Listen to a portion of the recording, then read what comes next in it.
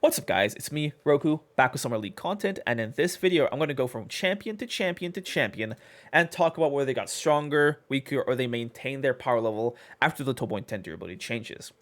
Now one thing to note is that champions within the same tier are around the same power level. I haven't listed them in terms of stronger to weaker from left to right or whatever. They're the same-ish power level. The main difference is between the actual tiers themselves. One more thing to note is that this tier list format that we're starting off with right now is from my 12.8 tier list video that's on my channel right now, so go check it out if you want to see why certain champions are in the positions they're in right now. But this is just a starting point, right? This is just so that the video is more organized and so that it's easier to see where the champion was before and after to really help with visualization. Now I do realize that this video is kind of late because patch 12.11 is right around the corner, but I want to basically take my time, get some games in, do some research to make sure that I was correct with this tier list, instead of rushing out some half-baked, worthless piece of shit tier list like proguides, like they uploaded before the patch even comes out to farm views. It's like disgusting. So I wanted this to be right. Now I did omit some picks that were like with non-existent, pick rates, because basically speaking, if they're not picked, I can't tell by experience how stronger or weaker they are compared to before. I can't look at the data because, the sample size is so small. And finding the 3 motherfuckers on the planet who play that shit is just too much of a pain in the ass. So we're just going to go through the picks that people care about, basically. So yeah, let's just jump right into it. First off, we're starting with Fiora. Fiora actually got just even stronger after the durability changes. I hope this isn't too complicated to understand, but her whole thing, her whole gimmick is percentage health true damage. So all the stats everybody got are, less valuable when they're up against Fiora, because she just cuts those into two. Like, her percentage health damage cuts those apart too, right? And, she was already overpowered, arguably the best champion in the game before the durability patch, and, she's just way stronger than ever, and she's definitely the best top laner in the game. Now, she is slightly weaker, because Fiora relies on Ignite to win lane, and because everybody has more HP, Ignite is a bit less valuable, but, her being stronger in other ways basically makes up for this. Next, Riven. Now, Riven took like a big hit from the durability changes. Her whole kind of playstyle was kind of like an assassin anyway, of just get fed and just get in people's faces and one-shot them.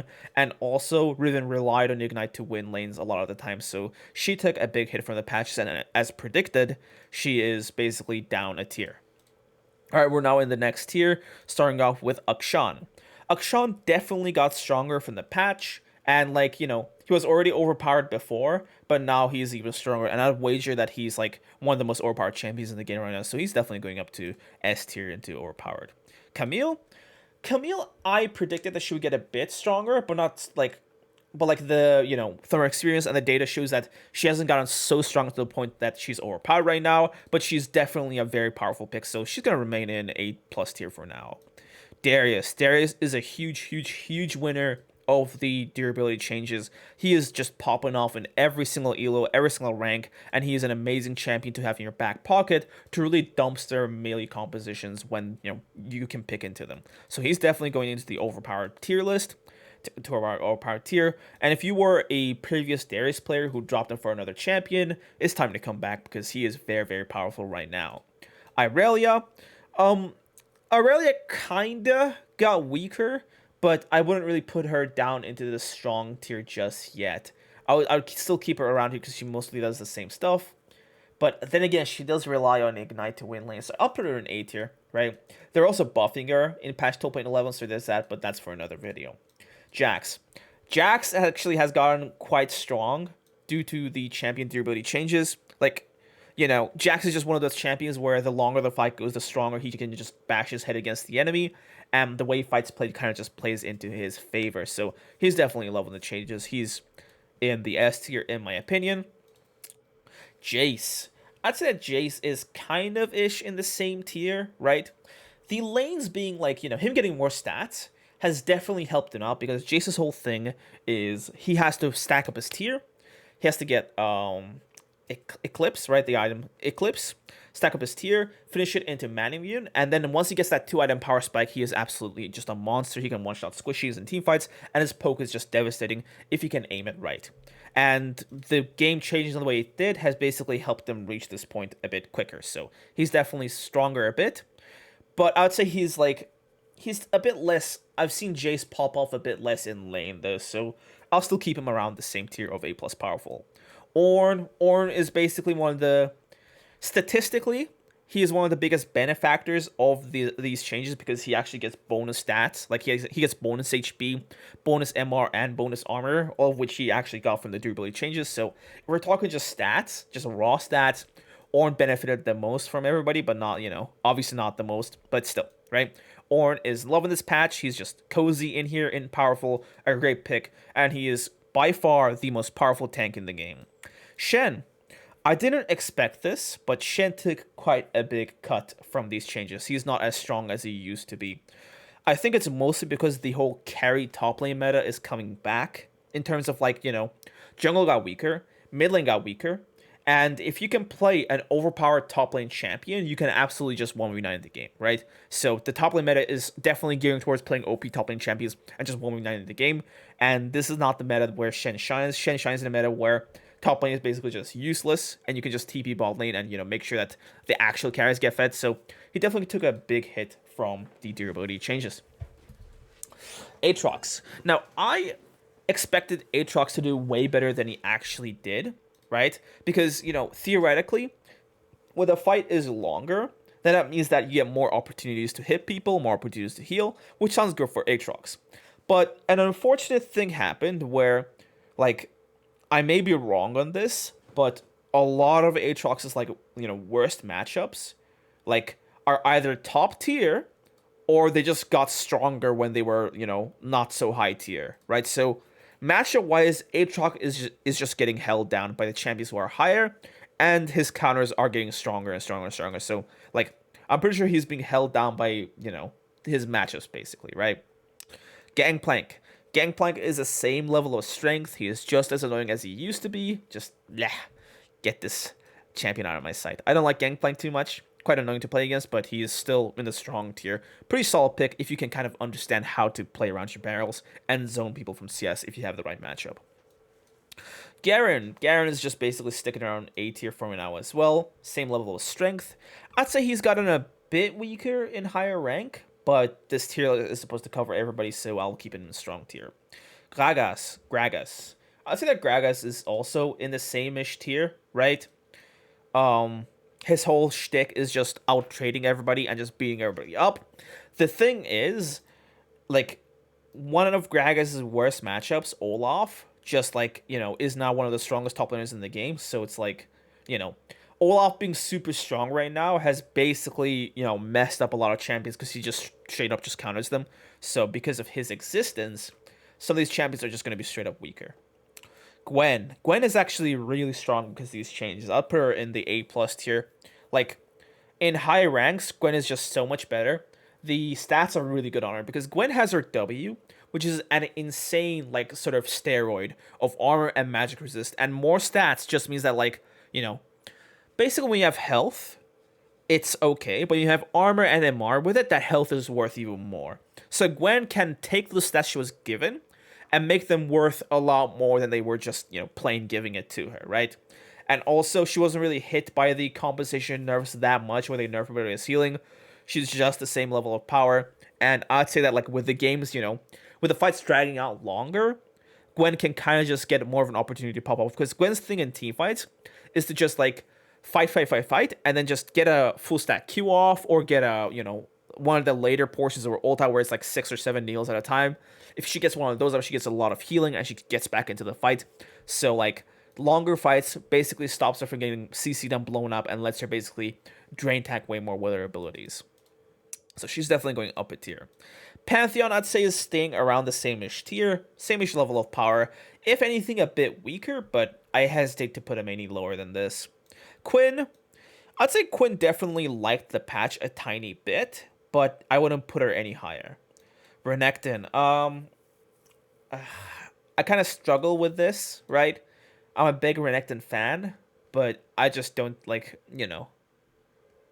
he just gets destroying lane so much, man. Renekton is actually one of the hardest champions to play top lane right now, And I feel like that's what holds him back, because into some of these matchups, you have to be really good at Renekton to actually just even be able to play the game. Like into Darius, if you suck as Renekton, you're just going to get destroyed. But if you know how to play, then it's actually a tough matchup for Darius. But it's just Renekton takes a lot of skill, and unfortunately, with like, you know, how little the champion offers when you master him, aside from just a point-and-click stun, not a lot of people are going to learn him to get to that level of strength. So I'd say Renekton is B tier for now. Sion. I honestly underrated the nerfs to Sion's split pushing, right? I'd say his B tier, but like he's kind of borderline here, right? He could still be kind of A tier, just consider him in the border between here, but I'm just putting him in B tier to make sure that like he was nerfed, right? He did not like these changes, and a lot of the matchups that beat him up are again way stronger. So yeah. Who we're left with? Wukong. I'd say Wukong is like still in the strongish tier. Nah, he definitely benefited from the changes. He definitely benefited from the changes, because with the Wukong, it's like, you know, he does kind of scale as well. He does do way better in like team fights. The whole wall jump thing made him so much stronger in like out of top lane fights, because like he doesn't have to just dash over walls and stuff. He can just jump over walls and help out in the jungle and stuff. I'd say Wukong definitely improved. I'd put him in A tier because of how simple he used to play. You don't actually have to be like that good at like, you know, like if you ever, I don't know anybody who watches Wukong montages, but any sick Wukong clip you've seen has like, you know, the player doing some, you know, funky stuff with the clones and stuff, like, oh, I'm gonna make you hit my clone or whatever, something like that. But you don't have to know that at all. You can just mash your buttons and play like a monkey and still get the power of this champion. So because of how easy he used to play, I'm gonna put him in A+ tier. Yone. Yone is definitely loving this patch. The same reasons of like he likes longer fights where he can, you know, fully abuse his lethal tempo. He likes more time to scale. He likes team fights where he can just get more opportunities to land his abilities, land his E, have, you know, shield bow keep him alive for a bit longer so he can heal up. Stuff like this are his bread and butter, and he's just loving it. I'd say he's A+ tier right now. Okay, so we're done with A tier. Let's go to B tier. And starting with Akali, I'd say Akali is in the same-ish tier she used to be, right? Mostly good. Not much changes here. Cho'Gath, same deal. Kayle, same deal. Kled, yeah, I don't see Kled changing that much. I feel like him getting he's even more of a stat ball right now. Like he was an intimidating stat ball before, but now you gotta just chop away so much at the Kled to even get him into a range where you can reasonably actually kill him. So it's like, whatever he was before, he's even more of it now. But like still, like he does get kind of destroyed by a lot of these champions and kind of just get outdone.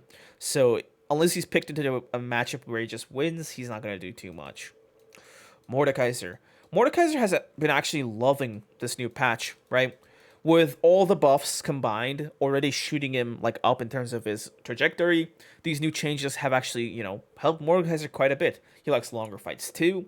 He likes time to get to his level 6, get his 2 items. He's just, you know, kind of liking these changes in my opinion. So Mordekaiser is definitely making his way back up the tier list, and is more than just a low elo tier. Low pick. Olaf. This guy is just tearing up SoloQue. I severely underestimated his like strength, because Darius kind of counters Olaf, right?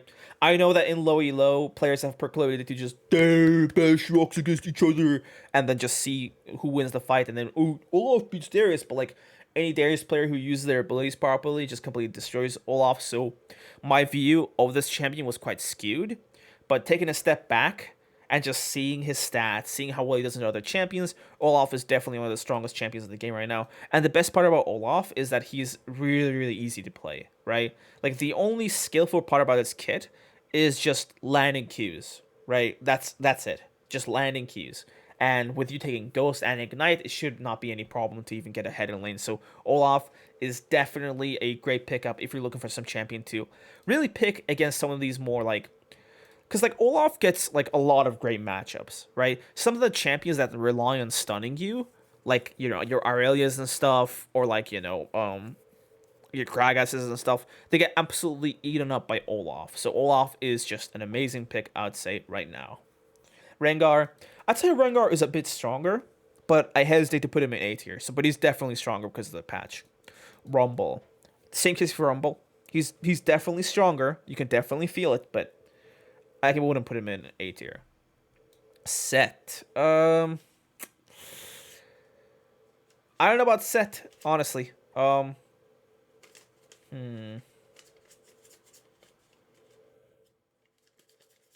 Yeah, no.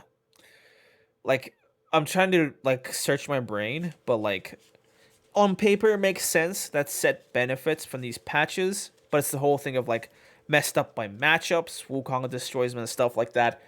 Also getting messed up in terms of like, although he does love longer fights, Sett's more about fight until you can burst someone down with your W instead of just keep going and just get like stronger, stronger, stronger, stronger, like a Jax or like a Darius or like a Yon or something.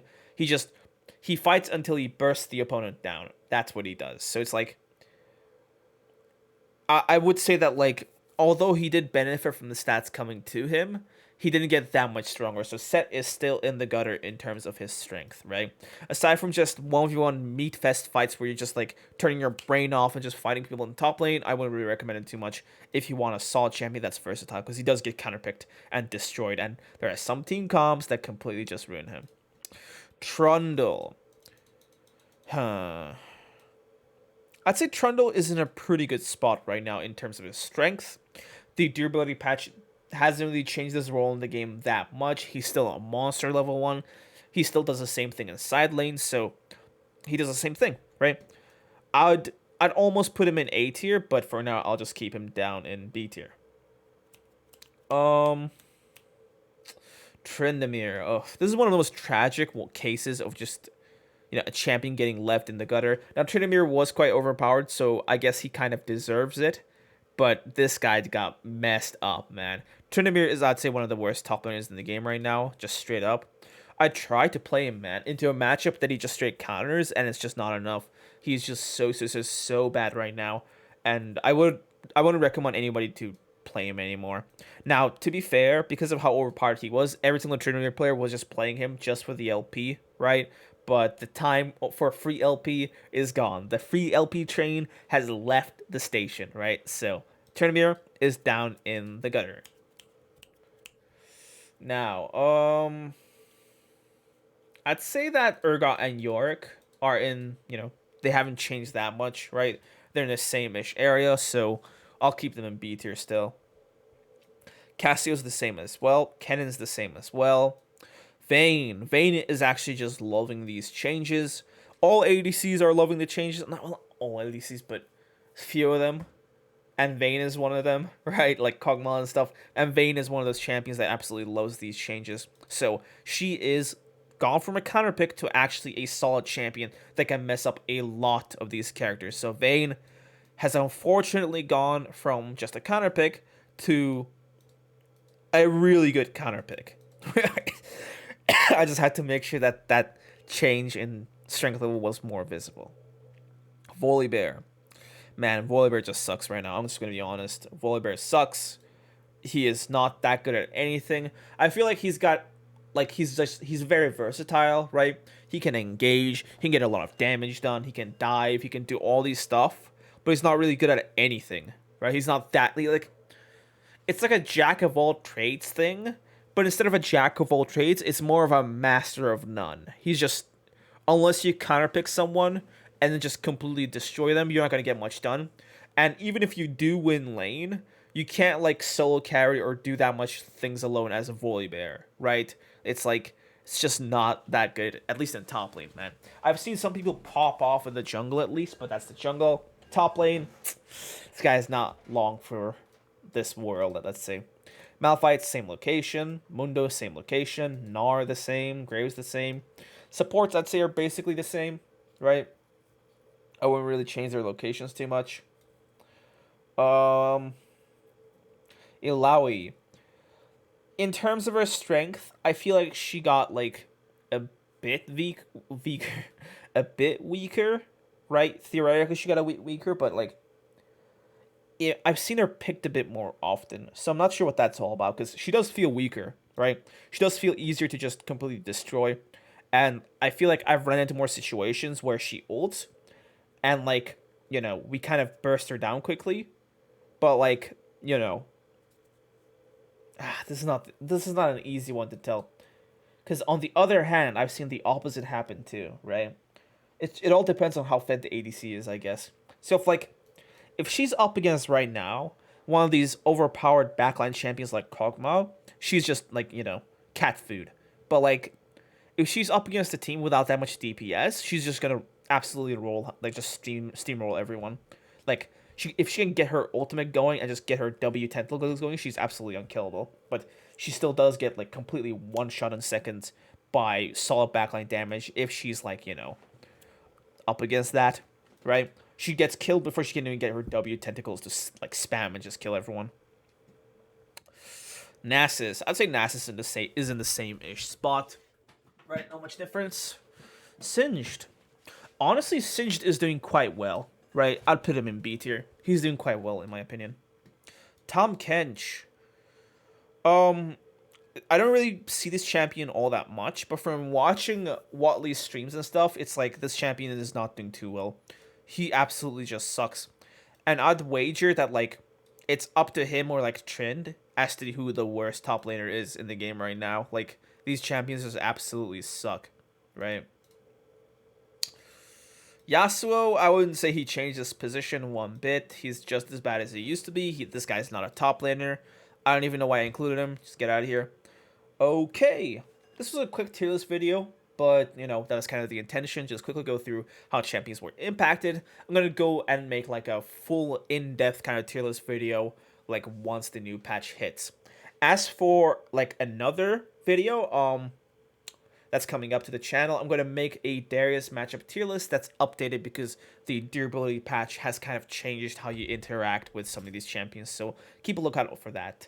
And yeah, that's pretty much it for this video. Let me know what you think of the new camera settings. I put it to 60 FPS, more high resolution. That's English. I put my camera to higher resolution with more FPS, so let me know if you liked it or disliked it. I'll see you in the next one. Peace out.